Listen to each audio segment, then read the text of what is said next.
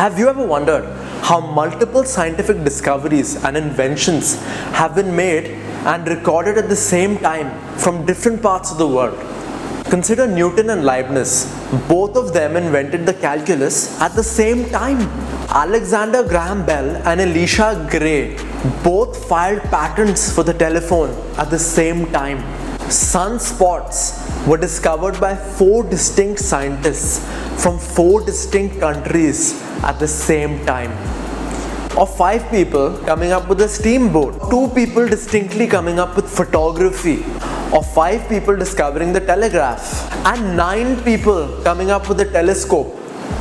Are these really coincidences, or is there something that we're missing?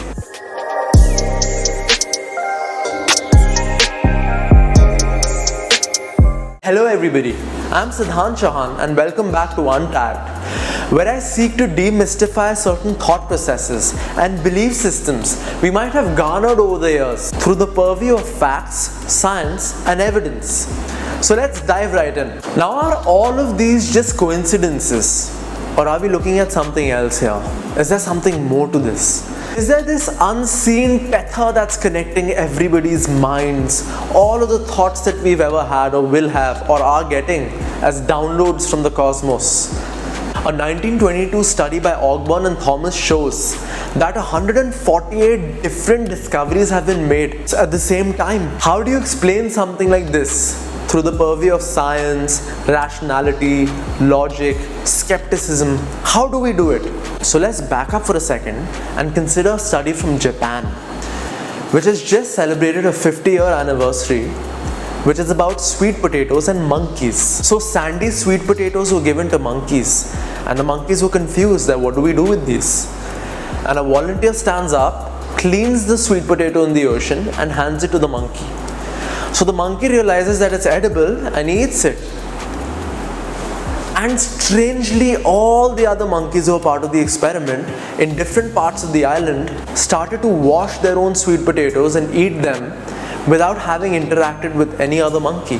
So the study proves that cleaning the sweet potato by one monkey was somehow tethered to all the other monkeys. So the award-winning mathematician Ramanujan claimed to get visions from goddess Lakshmi in his dreams. It's quite curious really that how a man of science and math is making such statements. If you consider Pythagoras and his dreams and visions about the 3-dimensional figures that he got, it's quite curious, isn't it? Such synchronicities, same time, synchronos, were talked about even by Plato and the kind of dreams and visions he had. What do we make out of all of this? Because these conclusions are rocking my world. Well, such notions about the collective consciousness might seem far-fetched. When all else fails, we always have science. Well, if you consider the air around us, now we can't encapsulate it or capture it. But is there really information here? Well, scientifically, if you tune the right radio wave and the radio frequency, you have your FM and AM and different kinds of radio frequencies you can tune to, which apparently is all around us, but we can't see it. That doesn't mean that it's not there. We've learned how to employ that technology somehow. Similarly, if you consider the television, by adjusting the dish to the right angle, we get our television and we see colors and sounds. Or you consider the old television sets with those antennae, and as you adjust the antennae, the gray distortion turns into audio and visual experiences for us. Now, 100 years ago, all of this would have been quite blasphemous. People would mistake this for sorcery or magic, or even talking on the telephone without a wire. Because of the ionosphere being charged as popular knowledge, can we do all of this today? So similarly, the visible spectrum of light that we see is but a minuscule. We have ultraviolet rays, X-rays, gamma rays, a million kinds of different rays in the spectrum of light. Like today we have solar panel cells that can store solar energy and convert it into electricity. But mysteriously, esoteric sciences like yoga, qigong, tai chi have all talked about a field of awareness where we can tune to and learn things from, as energy is never created nor destroyed, but transferred from one medium to another. And as we've established that we are based on phytoelectricity, and how our thoughts have an electromagnetic reality, and our emotions are but energies in motion. We can pick up on certain frequencies. Like for example, a mother connected to her child has a mother's intuition. When the child is in trouble, the mother can sense it. Or how you're sitting around and you think about a friend you're really close to and you get a message or a call from them. So these telepathic experiences are based solely on this seamless tether of collective consciousness that the Yoga Sutras have talked about as the Akash or the Ishan. Ishana Sarva Vidyanam, Ishvara Sarva Bhutanam. You're talking about universal awareness being everywhere in the form of knowing that you can tune to. And what's mysterious is that there are tips and tricks to bring this etheric realm closer to us. By even lighting fires around us, the ether gets closer. Music brings the ether closer. When we talk about being in a sattvic environment, which is energizing, uplifting, talk about the perfect setting. A bonfire, music, candles. You're bringing the ether closer unknowingly. That's why you're in a better mood, you feel more uplifted and energized in such situations. Good company, telepathic experience, mental, emotional, physical stimulation in every way. These are tips and tricks to arrive at a certain etheric field by trial and error.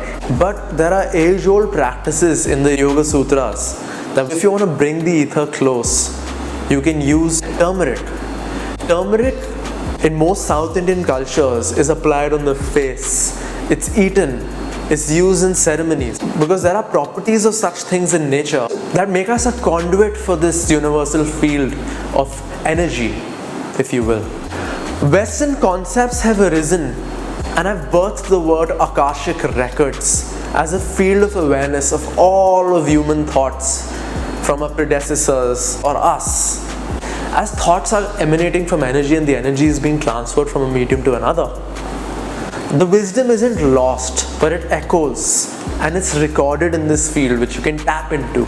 All it takes is a certain tuning to. Now that we've covered so many inventions and discoveries made in the name of this field, if you make your fingers in a crescent just like this and sit in Brahma Mudra all relaxed, close your eyes and follow your breath through your nostrils and meditate on that. You'll start feeling vibrations in your body.